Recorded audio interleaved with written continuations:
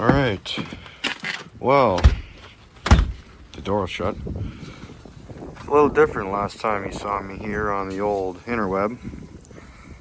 It's now winter in northern Minnesota, and it's everywhere. From piece of Buicks to my newest purchase back in August. Now I just want to say something while I'm editing this video. I did not put any of this in order like I should have. I've been going through a lot of medical issues and I've been under a lot of stress, so I was just reading off the stuff on my mind. Please excuse the poor video planning and video recording. So to make up for that, we have my best man here on the job site, Theodore. What's up, dude? Anyways, I hope you guys enjoy the rest of the video, which is what this video is about. It's a 1998 Chevy K2500 HD. It's a 14 bolt rear end and 8,600 gross vehicle weight rating.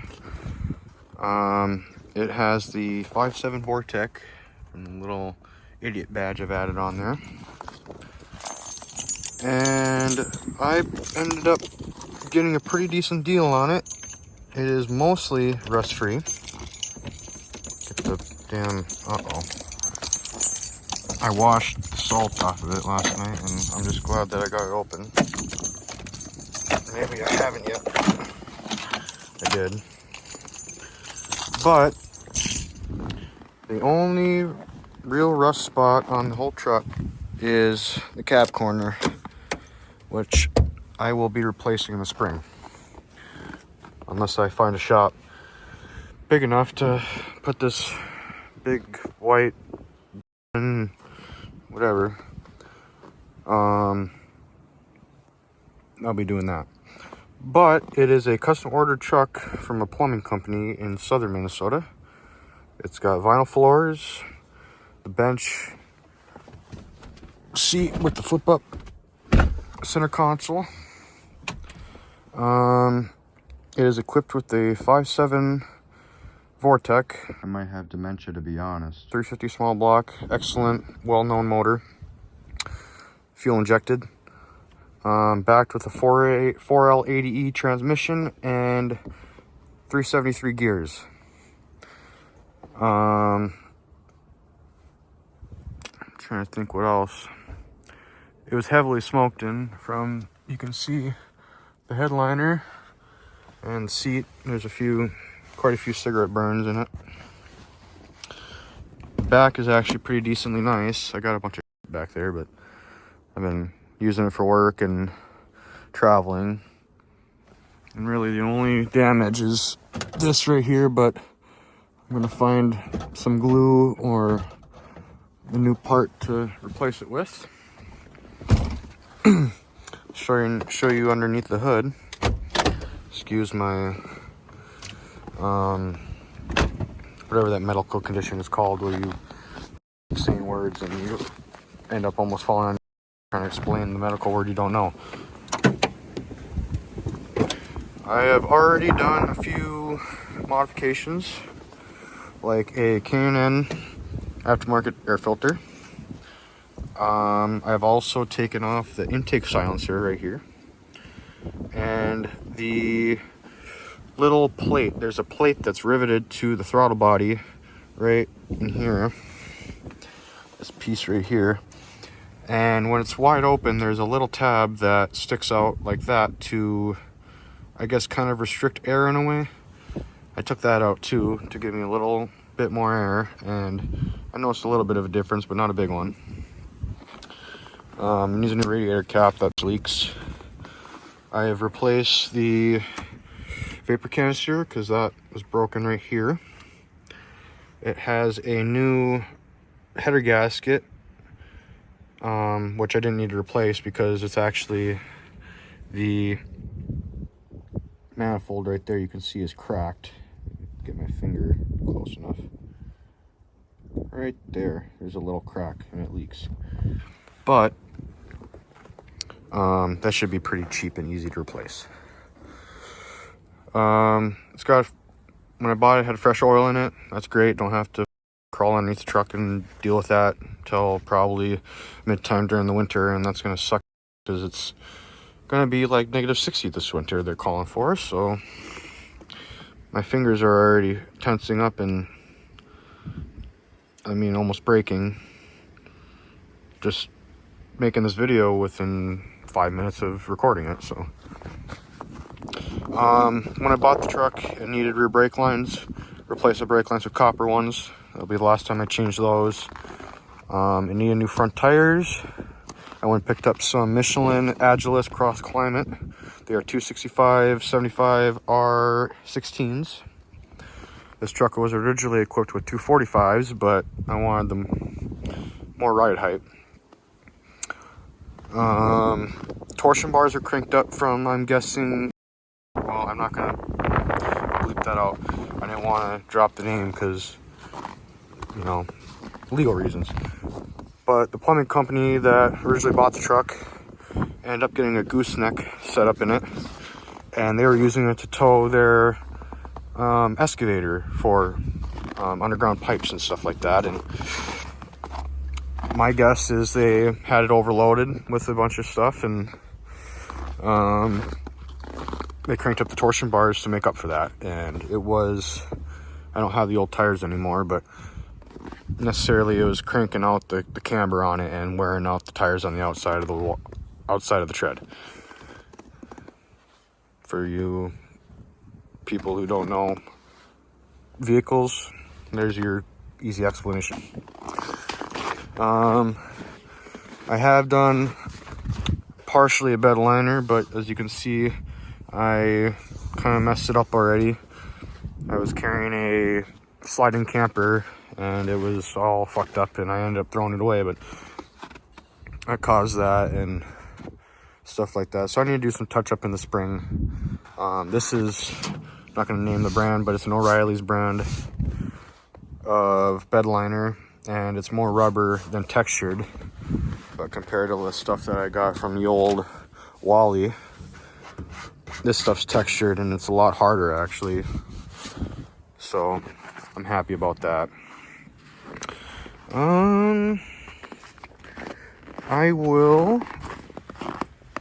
I've also done a little bit of frame restoration before the winter hit, just to kind of help with the overall salt issue that we have up here. I also painted the inside of the fender wells.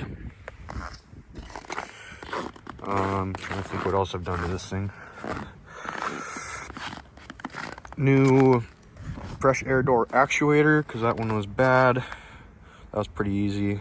Shout out to the guys at my school auto shop for pulling that actuator out too as well.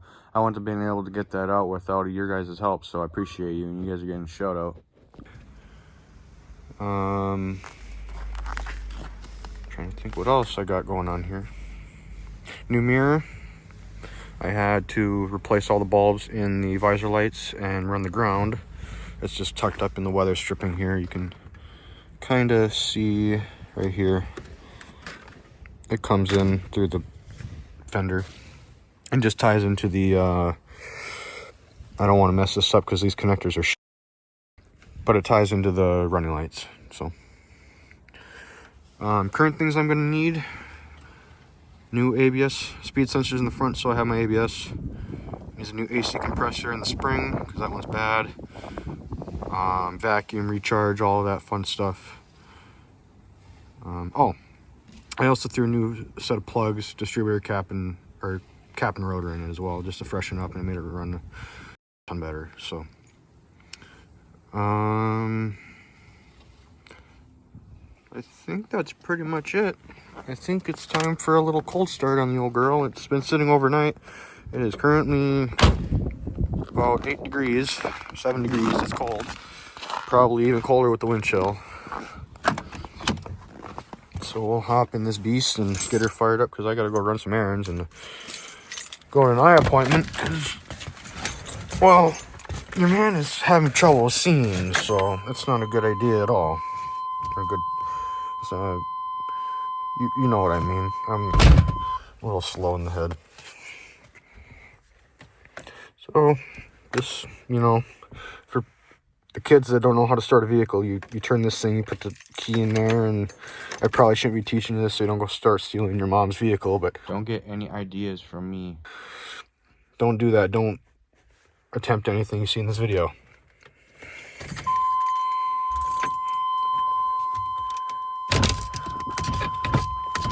Fucking window won't even roll down. I'll show you guys a little trick here. You hold down the window button and slam the door. Hold on, let me... You know, it would be nice if I had a tripod, but we can't afford one of those right now, so... Necessarily what you do is just... Oh, well, now you decide... Now you decide to open, I see. But necessarily what you do, if you live in the colder climates and you want your window to open, if it's frozen, after you wash it, whatever, necessarily you hold down the window button and you slam the door, and it'll open it up. I think it only works on the older vehicles, because the newer vehicles has can delay or cut off when the window won't roll down. It's communist, in my opinion. So anyways, back on topic. The motor's cold. You can see from the temp gauge there. She's dead cold. There's that oil pressure. Yeah, I'm slow. Temp 0.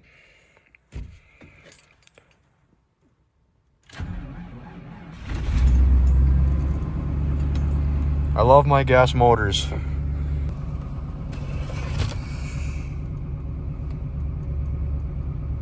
You can definitely hear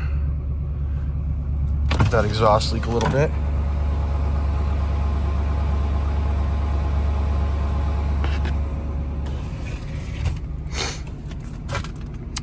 It's got a aftermarket Kenwood, which is nice because free aftermarket systems means it's already done for you, and you can add speakers and subwoofers whenever you want. And that's what I'm going to do. I'm going to be throwing in a Kicker Comp R 12-inch with a vented box. It'll be custom fit underneath the receipt here on that side.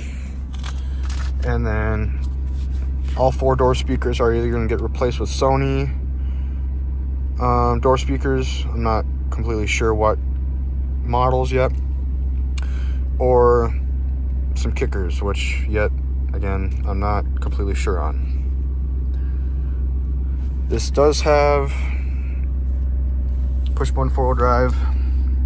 I prefer it on the floor, but you know, we work with what we have. It was a good deal, and you know, it was really the only nice shaped truck that was for the price that I wanted to pay. So we ball. But it's got, you know, your standard 1998 last year of the GMT 400 goodies, like this was an option, but It was an option. It didn't come standard. It was an option. My dumbass is stupid. it came standard with, my guess is it came standard with the south, or the compass on the damn mirror. But it's got installed all LED lights as well. Forgot to mention that. They don't really look LED because they're all faded, and well, maybe a little bit up there you can kind of see. I don't know. It's kind of hard to tell with this damn iPhone. I gotta get a camera. Turn those on. Let this thing warm up. HVAC is questionable. As you can see down here, I'm just going off of what I'm remembering based off of my time that I found out about it, because that's just how my brain works for some reason. I have no clue. I need a medical evaluation. But you get this damn...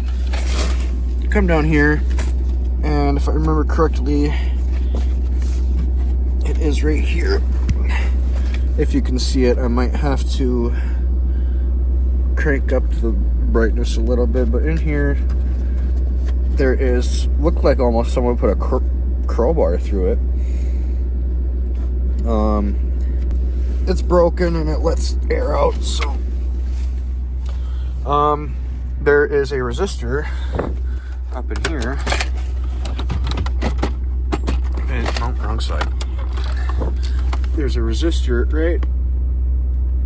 Oh shit, my finger locked. Right up in here. You can kind of see the top of it right there. It's that little silver thing with wires hanging out of it. Right around there, but what that does is it controls your speed for your blower motor, and it needs to get replaced because I have no low. That.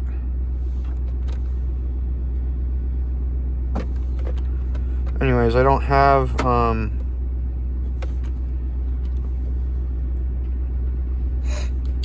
no low, medium or high. Well, I have high, but it's loud as shit and it's annoying, so it'll be time for that to get replaced. I have a couple parts trucks out in the woods somewhere that I gotta go get the manifold off anyway, so I'll get it done. But trying to think what else we got going on here. Speakers are original. They sound okay. They're the cardboard GM AC Delco Mexico speakers, whatever the fuck they are. But like I said, they'll get replaced. Trailer brake controller doesn't work. I'll probably end up replacing that if I ever end up towing anything with it, which we never know. But I plan on this thing lasting me hopefully 20 some years, but we'll see how that goes. So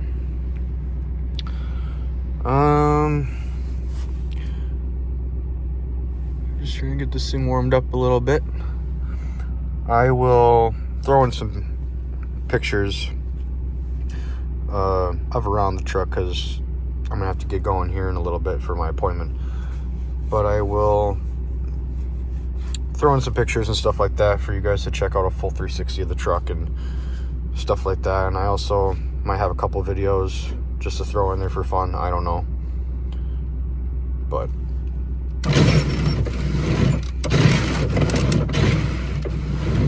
it's a little frozen.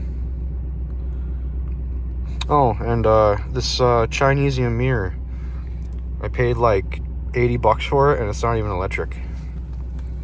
It is it's only manual, but that one's electric, which is nice because I can reach this one, but I can't reach that one. So I suppose that works its way out in a sense. And it needs new door hinge pins too, because it does that. Gonna have to slam it.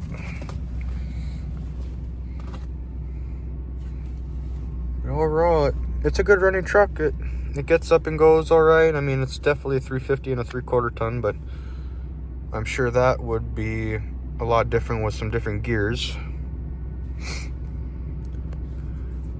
But there will be some videos on these guys.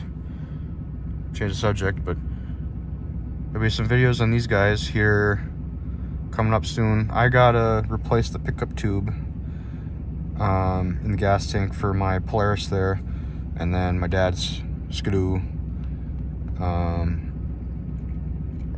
I believe just needs a little bit of help with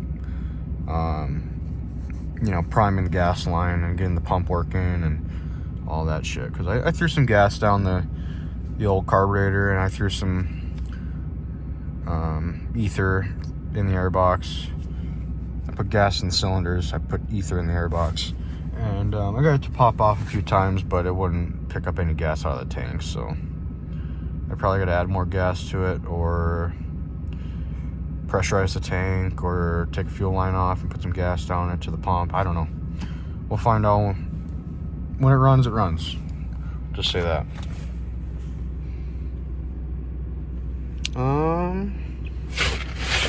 Only downfall of these wheel wells or the flooring is it gets all iced up, but it's not carpet, so it's not going to rip out your carpet when you go to chip it out and then throw it outside. It'll just chip out, and then you can sweep it out or kick it out or whatever the fuck you want to do. And yeah, it's easy to clean. I still have to take the seats out this next spring and do a whole scrub and stuff like that, because I'm a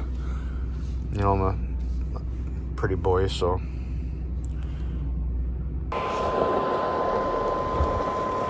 Probably cycle that fuel pump a couple times, huh?